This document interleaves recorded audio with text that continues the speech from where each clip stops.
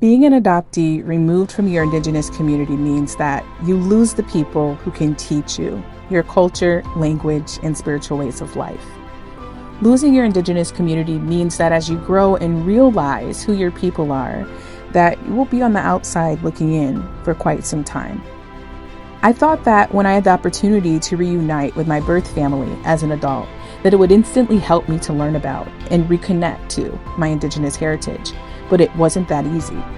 I was saddened to find the state of limbo that my family was in after displacement from our tribe.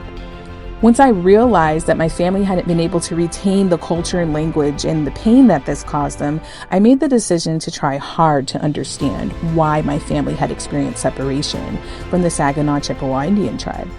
My search led to the shocking realization that our tribe had intentionally expelled hundreds of people from membership and displaced us from recognition and treaty rights, and this actively led to the loss of culture for my father, his siblings, and then myself once the family relocated to Lansing.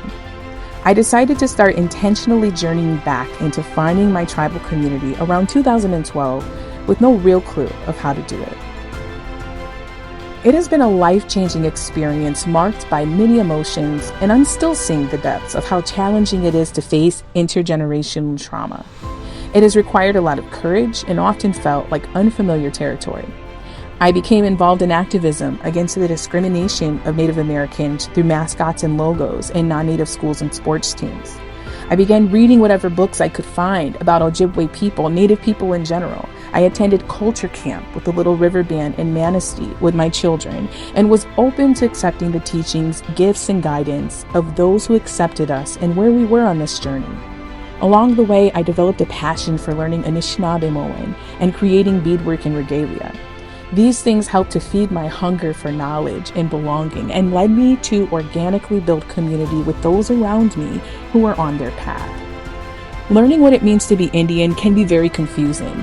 Everyone else, especially settler society, tells you what it means to be Indian. They already have an image in their mind of how you should look and how you should act.